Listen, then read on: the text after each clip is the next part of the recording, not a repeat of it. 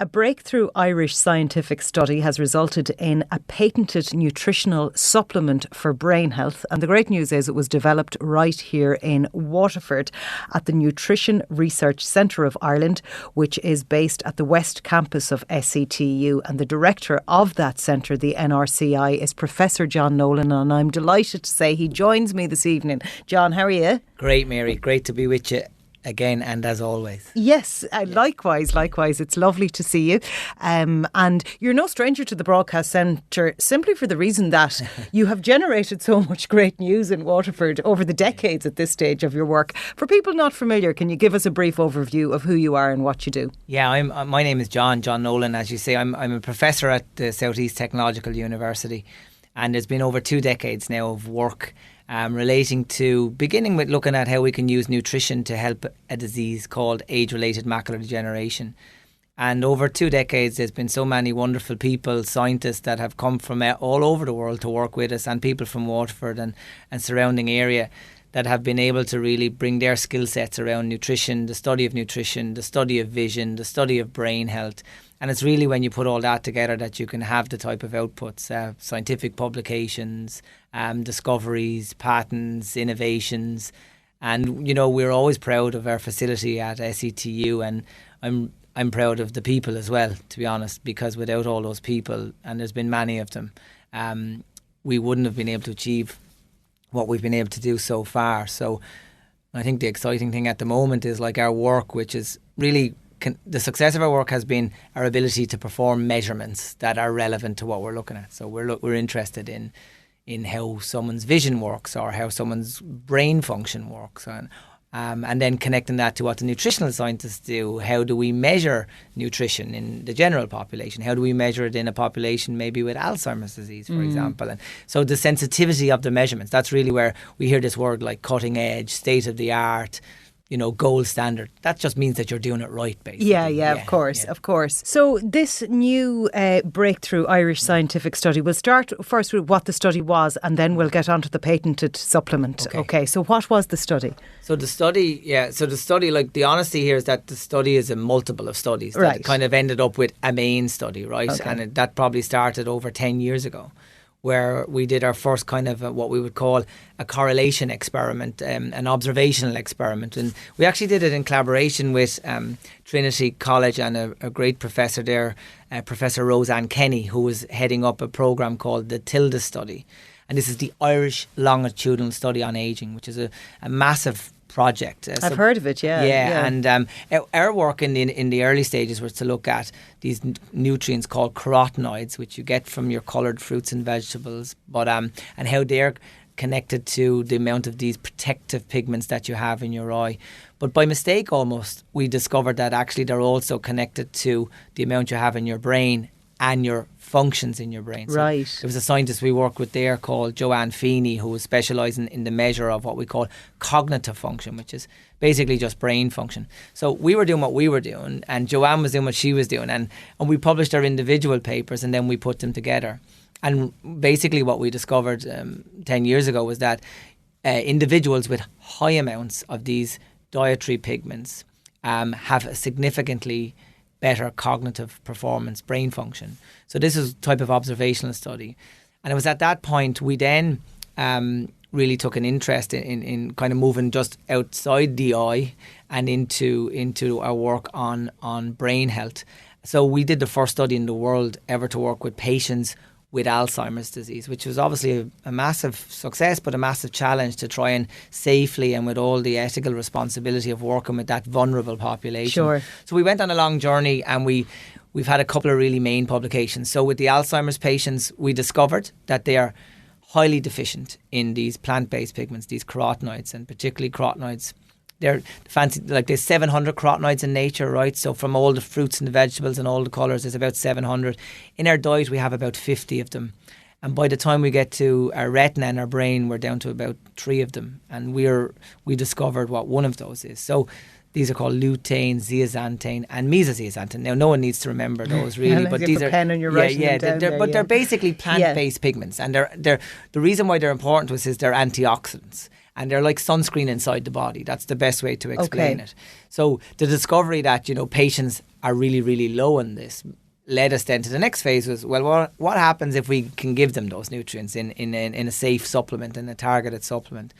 So we published some work where we were looking at the supplement, the typical supplement we use, which was used for eye health at that time, a supplement called Macu Prime. Maybe the listeners will be familiar with that. It's classically now used in Ireland for age-related macular degeneration. And we had a lot of success with that. But we studied the brain in a lot more detail. And we looked at the nutritional patterns and profiles and working again with our collaborators across the world. And we really saw that actually, in addition to these particular plant-based nutrients, there was another bunch of nutrients that were important. These were the omega-3 fatty acids, which you typically get from fish, that type of food consumption. And there's a very important component of that called DHA. And DHA is basically like a building block that kind of lives within the brain. It's part of nutrition of the brain, as are the carotenoids.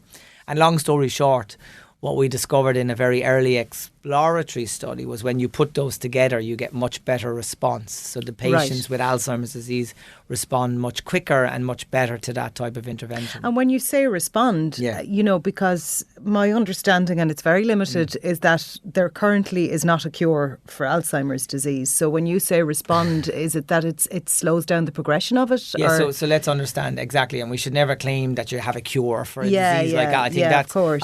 We see it every week, but the honest answer is there isn't one. And there are no cures for absolutely. But what we saw kind of in the earlier work was that the carer reports, the nurse reports, the family reports were very, very positive. So when the family are reporting back to the clinic, that we call this the clinical story, the clinical collateral, the message was looking very, very promising. So the wellness of the patient was much better. Now, everyone should be very critical of that kind of summary. What does that mean? But it's a very important part of that. So what we had to do was kind of then go back to working with our medical doctors, and actually a professor from St. James's Hospital, he's now retired, Dr. Cohen, was really helpful to help us kind of create a kind of platform of tests that were very sensitive to looking at the disease in a very scientific way. We had to then kind of create a new protocol, and in collaboration with Prof Mulcahy and her team, and to capture all the kind of outputs. So, but we were looking, you have your classic kind of clinical assessments. We call these the MEMSs. Any listeners that are unfortunately dealing with Alzheimer's will know about this MEMS score and what that means and how that can deteriorate. Basically, this will be your classic clinical assessment. But the way you look at any of these diseases, it's not one measure. It's a combination of outcome. And then you try and put them together and look at the whole picture. So, no, you're right. There is, to kind of go off the point for a second, when you say it, it kind of rings an alarm in my head, because the amount of money that's been spent looking for a cure. Sure, And what I personally feel about that is that, the cures are trying to find treatments to stop the end game, which is what we call the plaques and the tangles. So basically the toxic proteins that are produced in Alzheimer's disease. And I think, actually really where the science will be and where the solution will be prevention. And we actually know very clearly that we believe that maybe 1/3 of cases of Alzheimer's disease are preventable by lifestyle, diet and nutrition. This is not my data or our data. This is globally accepted data. The point is, how do we do that? How is that achievable? And I think what the science at the NRCI has been, at the Nutrition Research Centre of Ireland, has been successful is say, okay, what's good about good nutrition? So what are the good nutrients? And what's in those? Is there a way we can concentrate them? And the answer is we can, and that's what we've been doing. We've been able to get them into this kind of safe supplement form, and once they're in that supplement form, then what we were able to do was run what we call a double-blind placebo-controlled trial, whereas patients with, in this case, it was mild to moderate stage Alzheimer's. So we weren't looking at people with advanced Alzheimer's, kind of the earlier stage, but they had the disease, clinically confirmed. And then some of them were on this placebo intervention, which is like a supplement not containing any active micronutrients. And then the other group were on kind of the formulation which we believe to be the most effective in our earlier works, which was the combination of carotenoids plus omega and actually some vitamin E as well, which is another antioxidant of the brain. And so as we expected, the patients that were given the active intervention demonstrated improvements in their skin, because these carotenoids go all over your body. Sure. And we saw improvements in vision, but in those patients as well. And then the outcome measures of MEMS were improving. But what was really, really strong was the carer report. So we were very strategic in how we assessed the wellness of the patient, so their mood, their attention, their agitation, their ability to dress themselves, the sleep pattern. So all of these, like people that are listening to this that are, supporting patients with that will know how difficult that is. And the results were quite remarkable in that regard, that yes, we're not fixing the disease, but the symptoms of the disease, if you like, are significantly better in those on the active versus the placebo. Wow, that's huge. Like it's a huge breakthrough. It is a huge break. We have to be sober about it. It's such a sensitive, and it's such a sensitive area. And Prof Mulcahy, cares so much about our patients and the family, but now we're very, very happy, and Prof Mulcahy and team are very happy that they now have access to something that can help on the journey, that can help in the process, and something that's been tested, something that's scientifically tested, and something that's innovative and safe.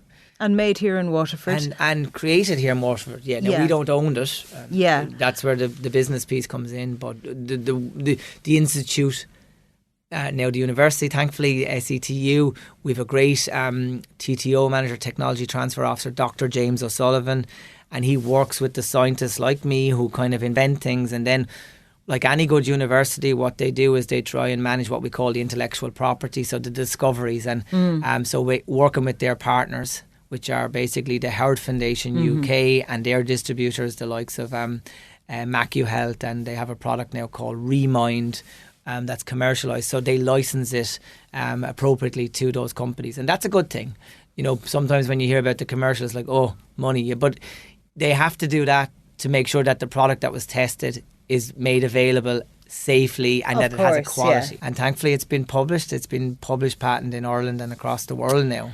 So is this a prescribed supplement, or is it available over the counter? So it's not prescribed, it's available over the counter. My understanding is, and it's just been launched, I believe. Yeah, of course, so there's Karen Fennell and her team in Ireland. So it's great actually, as you say, because it's an Irish company that have partnered with the American company that have licensed it, the company called MacuHealth.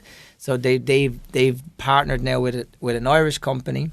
And for full disclosure, John Nolan or none of our team were not involved in that part of it. That's separate. But I'm delighted to see that it's a Waterford company, and I would expect that that's going to do very, very well and continue to grow. And finally, John, before I let you go, where can people find out more? Yeah, the scientific paper is published on my website, profjohnnolan.com, and information about the product that's been created can be found at remind.eu. Professor John Nolan, we're bang out of time, but thank you very much for coming in. Fascinating subject. Thanks very much. Pleasure.